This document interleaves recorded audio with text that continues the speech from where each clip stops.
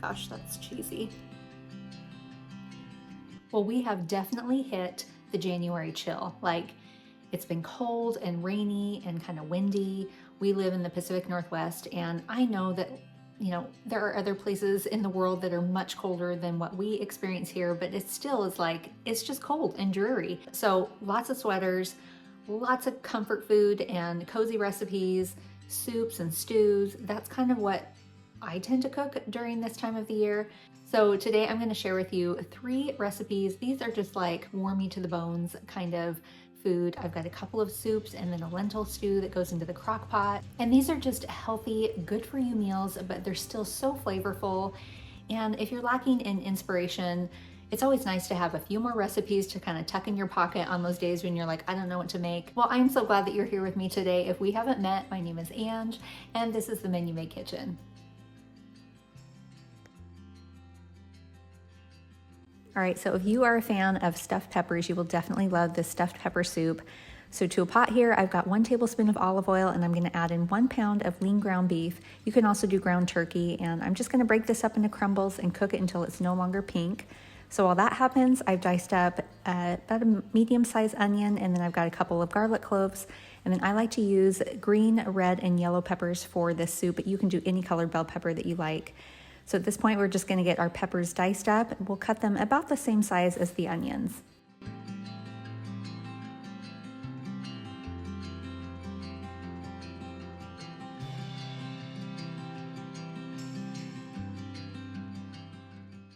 Okay, now that our ground beef is cooked, I'm gonna add in the peppers. I've got the onions here, and then we'll add in the garlic. And if there's any excess grease in your pot, just make sure to remove that. We're just gonna saute the veggies for like 3 or 4 minutes, just until they start to soften, and then we'll add in 1½ teaspoons of Italian seasoning. I've got 1 teaspoon of Worcestershire sauce, 1 tablespoon of brown sugar. I've got 2 tablespoons of ketchup that I'm gonna throw in, and 1 teaspoon of yellow mustard. I know these sound like weird ingredients, but I'm telling you, we're building the flavor and it's gonna be absolutely delicious. And then we're also gonna add in 1 can of tomato sauce, or like 2 cups. And then I've got 1 15-ounce can of crushed tomatoes. I'm also gonna add in 4 cups of chicken stock, but you can also use beef stock if you really like that beefy flavor. We're just gonna give this a stir, and I'm gonna bring this to a medium boil, and we're gonna simmer this for about 20 or 25 minutes. Okay, so last week's video, I shared some low carb dinners, and one of them was my low carb stuffed pepper casserole. That was a 1 skillet meal. And then of course this week I'm sharing the stuffed pepper soup, but just know that you can make the stuffed pepper soup low carb as well. You can add in cauliflower rice, or you don't even have to put in any of that. You can just leave that out and just do the meat and the veggies and the broth, and it will still be delicious. But I will link in the descriptions the low carb stuffed pepper casserole because it is so good. It's like one of my favorite meals to make. The stuffed pepper soup can definitely be a low carb dinner, but it is so yummy with the rice. And you can even do brown rice. You don't have to do white rice if you want to add a little more nutrition. All right, so we'll get back to the recipe. So this is how I like to serve our stuffed pepper soup. I just kind of set up a little station here. I've got some white rice. I'll also make some cauliflower rice to set that out. And then I've got some shredded cheddar cheese, a couple of bowls and spoons. And then we can just serve ourselves. You can add as little or as much rice as you want to your bowl, and then top it with the soup, and then of course some cheese. You could even put on a little dollop of sour cream if you kind of want it, that cool, creamy flavor. This is such a delicious, cozy meal. I know you guys are gonna love it. Talk about the coziest bowl of soup. You guys, all I need is like a big hunk of crusty bread with butter to dip in this broth. And I don't know if you noticed, but I didn't season this with salt and pepper. You definitely can, but I think it's perfectly seasoned. Okay, so one thing, the recipe on my website, I actually add the rice to the soup, but you can do it separately. It really is just preference. If you do add the rice to the soup and mix it in, it is going to absorb a lot of the liquid, so you might have to add more liquid the next day for leftovers and that kind of thing. I also left the rice on the side for tonight's dinner because we've got a low carber in the family, so I'm going to make some cauliflower rice so they can dish up their own, and that way there's no rice in the soup mix. But either way, it's delicious.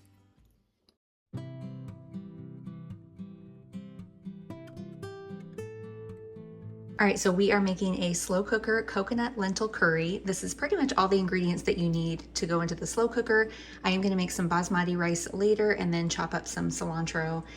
I also am gonna saute the veggies and add the spices into my skillet over here. You can skip this step, but I really feel like it brings out the flavors in the spices and the veggies, and it only takes like 5 minutes, so it's definitely worth it. So let's get that going and then we'll finish up over at the slow cooker and get this going. All right, so I've got about a tablespoon in my skillet here on medium heat, and I'm gonna add in my carrots and onions. I'll saute that until they just start to soften, and then we'll add our garlic, and then I'm gonna throw in my spices.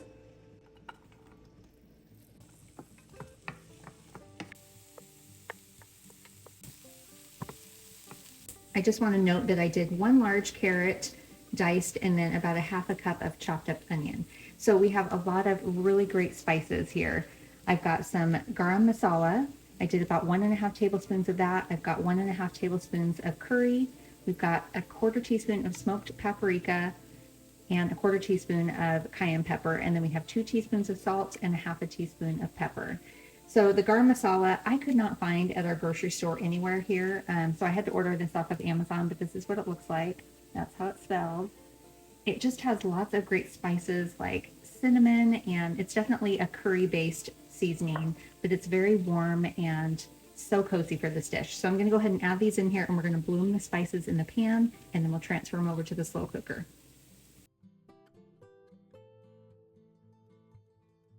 All right, so now that our veggies and spices are done, I'm gonna add everything into the slow cooker.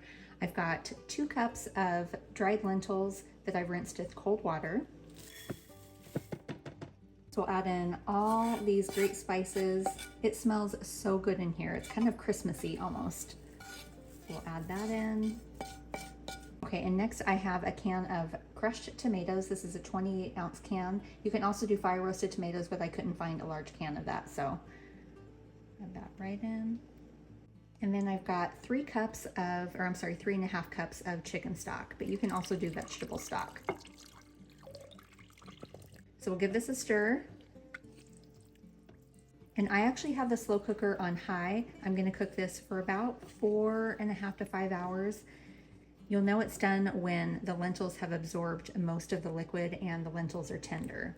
You can also do this on low for 7 or 8 hours. I like to stir this in between at least 1 time. So if you set this on low, just make sure that you're not off to work for 7 or 8 hours and don't have a chance to stir in between. Or maybe if somebody's home, you can have them do it. Okay, this is ready for the lid, and we will let this cook away. I forgot to mention that there is coconut milk that goes in this at the very end. That was not in the ingredients list over on the cutting board, so there is that too. Okay, so I just wanted to share real quick a little bit about the lentils. So I didn't know this until I actually made this recipe, that there are like 9 different kinds of lentils, but our grocery stores usually just carry like the green or the brown unless you go to a specialty grocery store. You can use either one for this recipe, but just know that the green lentils, they have a little bit more of like a peppery flavor, and the brown lentils are gonna be more earthy. The green lentils also hold up better, like in a slow cooker meal, so they won't break down and become mushy. You'll see after we're all done with this recipe, they'll still like be little circles, and they'll have a little bit of bite to them. So whereas brown lentils are gonna be a lot softer. So either one that you use for this recipe will be totally fine. Just know that you might have to make some cooking time adjustments, and the flavor of the lentil itself is just slightly different. But because you're using so many spices for this slow cooker recipe, it kind of masks those very subtle, like peppery and earthy flavors. So our lentils have been cooking for about 4 hours, and it's all thickened, and the lentils are almost cooked the way that I like them. So at this point, we're gonna add in our coconut milk. So you can see how thick that is. It's absorbed all of the liquid. So we're gonna add the coconut milk, and I'm using full fat coconut milk for this recipe. And I'm gonna add in the entire can. Okay, so we'll stir this together, and then I'm just gonna cook this for about 15 or 20 minutes longer. You definitely want to heat up the coconut milk, and we'll finish cooking these lentils. But isn't that looking so good? It's just nice and creamy. And then we're gonna serve this over basmati rice with some fresh cilantro. It's just gonna be delicious. Okay, our lentils are done. I made some basmati rice and then I just topped it with a little bit of fresh cilantro, and I like to squeeze lime juice over the top of this. I just feel like it adds a nice bright flavor, and because this is so heavily spiced, and I don't mean like spicy, but it's got a lot of, you know, cinnamon flavors in here, the curry and that lime juice just kind of like tones it down a little bit, but it still is just so warm and cozy. Okay, here we go.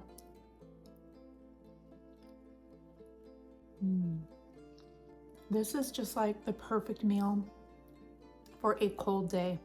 I love basmati rice, and the flavor of it with these lentils and the curry are just so good. It is an absolute must that you put lime juice over the top of this. I tried it without it, and it's not that it was bad, but that lime juice, it totally makes this dish. It's definitely different. And that's what I love about recipes and trying new things. I really encourage you guys to try this recipe. It's different, but it's just fun and flavorful, and I'm excited about the leftovers. I think that, first of all, it made a ton, but I think it'll be great tomorrow for lunch. You know, I can put this over a sweet potato. That would be really good just to add kind of that sweetness. Oh, I can't wait for leftovers. Okay, I know I said in the beginning of the video that I was just going to be sharing 3 recipes, but I'm actually sharing 4. So you get a bonus recipe, and this one is so delicious. It's classic. I think you're really going to like it. Well, I truly cannot think of a better recipe to have during the winter than this creamy homestyle chicken noodle soup, especially during cold and flu season. So we're going to start with getting our vegetables prepped. I've got some onion here, about a half of a medium onion. We like to add potato to our chicken noodle soup, so I'm going to add in 1 russet potato, a couple of carrots. We've got a couple of celery sticks, and then I'm just going to do 1 garlic clove, but you can definitely do more garlic if you want it more garlicky. So I'm just going to get all of these veggies prepped and chopped, and then we'll move on to the next step.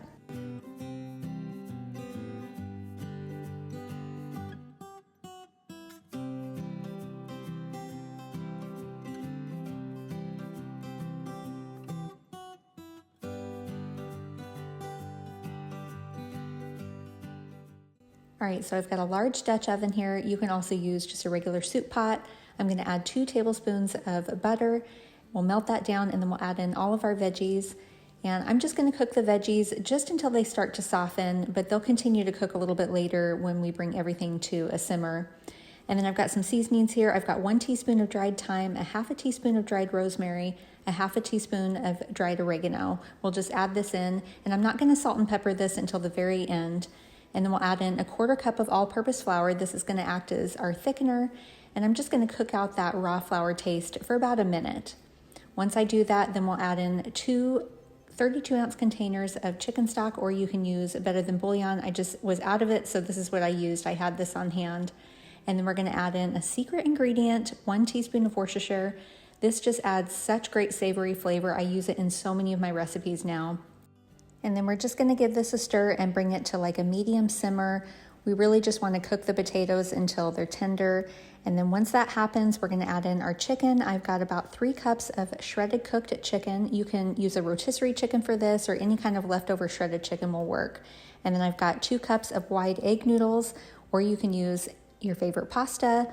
We'll give this a stir, and I'm going to cook the egg noodles for about 8 or 9 minutes until they're just al dente. I don't want them to cook too soft because this kind of continues to cook as we add the rest of the ingredients. So we've got a half a cup of frozen peas. I've got a 1/4 cup of fresh parsley, and then I'm going to add in 3/4 cup of half and half. But you can also do heavy cream. I just wanted the soup to be a little bit lighter, so I just did half and half. So I'm just going to give this a stir, and we're just at this point warming the half and half through and softening the peas. I'm just going to give this a little taste to make sure that it doesn't need any salt and pepper. I can't wait for you guys to try this creamy chicken noodle soup.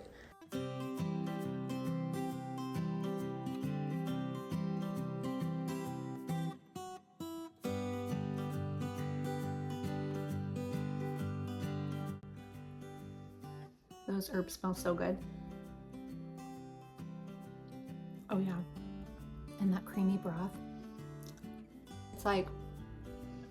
It's not like chowder thick. It's like brothy, but with a little bit of a thicker, creamier texture. It's just a nice, warm, creamy broth. And nobody would ever guess that there was Worcestershire in your chicken noodle soup, but it adds such a depth of flavor. I add Worcestershire to a lot of my dishes now because I feel like it just gives it even more of a savory flavor. And then of course the herbs. I mean, the more herbs, the better, in my opinion, when it comes to soups.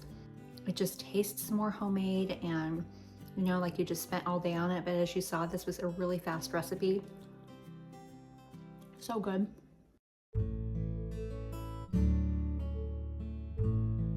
All right, so we're gonna start by getting our veggies chopped up. I've got some onion. I'm just gonna do 1 garlic clove, a couple of carrots. I'll probably use half this green cabbage, some parsley, and then my mom always put green pepper in her cabbage rolls.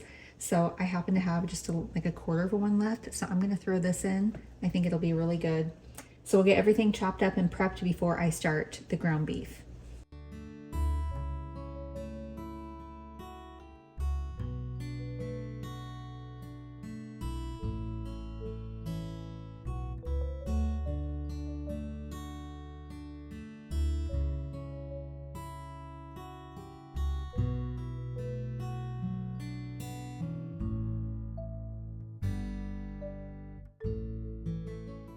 All right, so I've got my Dutch oven here. I'm gonna add in a couple of tablespoons of olive oil. And then I have a pound of lean ground beef. I'm gonna season this with a little bit of salt and a little bit of pepper before I start breaking it up. And then I'm gonna cook this until basically the ground beef is cooked and browned, and then we'll move forward with the rest of the ingredients. All right, so our ground beef is cooked, and so I'm gonna add in my onions, my peppers, and carrots, and my garlic. Okay, so we'll just give this a stir, and we're just gonna cook the veggies for about 2 or 3 minutes. I just wanna soften them just a little bit. We're not looking to cook them through at this point. All right, it is getting steamy in here, so I'm gonna add in my 4 cups of chopped cabbage. I think I chopped up too much, so I'm just gonna kind of eyeball this. That looks pretty good. Okay, and then next I'm going to add in 3 8-ounce cans of tomato sauce. And then I'm going to do about 1.5 teaspoons of Worcestershire. This just really adds a nice depth of flavor. I'm going to do a little sprinkling of Italian seasoning, about 1/2 teaspoon or so. Just kind of eyeball this as well. And then we've got some brown sugar, 3 tablespoons. This will help just kind of balance out the tomato because it's pretty acidic. And then we've got 1/2 cup of rice. And then we've got 4 cups of beef stock. So if you've spent any time here with me, you know I love my Better Than Bouillon bases. So I love buying like the 3-pack on Amazon. You can get the roasted chicken, the roasted beef, and then the vegetable one. I just love these. Like, I don't always have homemade stock on hand, like I rarely do. These are just so good. And oftentimes you don't even have to add salt because this has plenty. So yeah, my favorite brand for stock. Okay, so we'll give this a stir and just make sure everything is combined. So we're gonna bring this to a simmer. And you know what? I almost forgot my bay leaf. Okay. Now we can bring it to a simmer, and we'll let it cook about 25 to 30 minutes, really just until your rice is tender, because by then your vegetables will be perfect.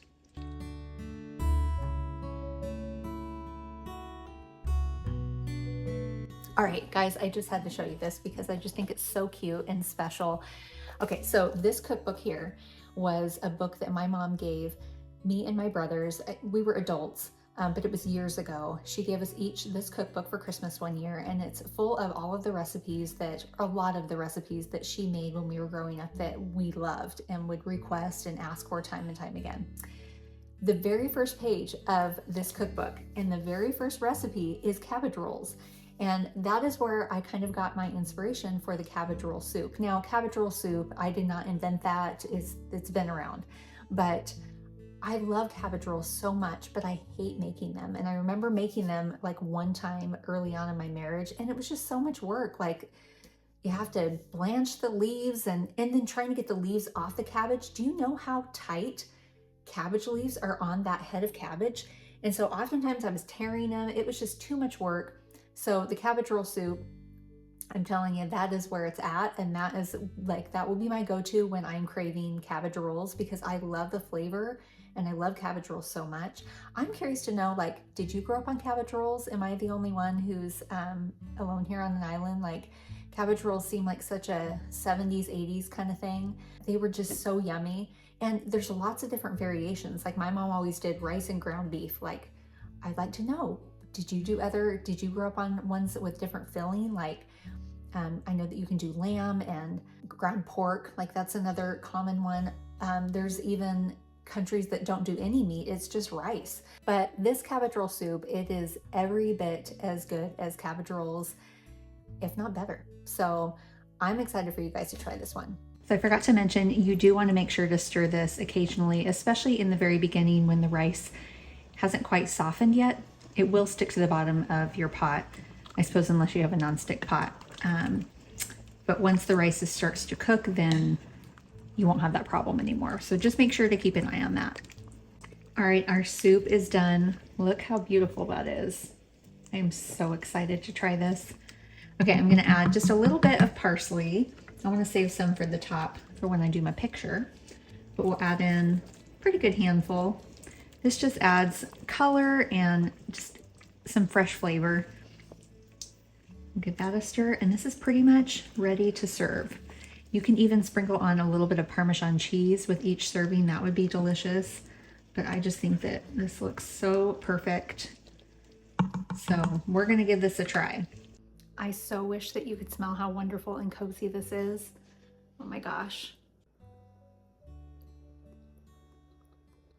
Yep. It's like a taste from my childhood. Okay, the brown sugar in there, so good. It just adds a little touch of sweetness, and because brown sugar has molasses, I think it just really adds a nice depth of flavor. And the vegetables in here, the carrots are nice and tender, and the cabbage isn't like overdone. I don't like mushy cabbage. So I'm thankful that the rice didn't take too long, because I didn't want the cabbage to get like mushy. It's so delicious, and this tomato broth is like, oh my word, I need some crusty bread. A much easier way to enjoy cabbage rolls. Put it into a soup. It's just as good. I think it's even almost better, because all the flavors have a chance to really like marry together. Oh my gosh. Well, I am so glad that you spent some time with me in the kitchen today and you feel inspired to try something new. Remember, all of the recipes can be found in the descriptions. I have links for all of them. And make sure to subscribe. If you want to see more videos like this, tap the subscribe button and the little bell to notify you when I post a new video. I hope you have a blessed week, and we will see you next time.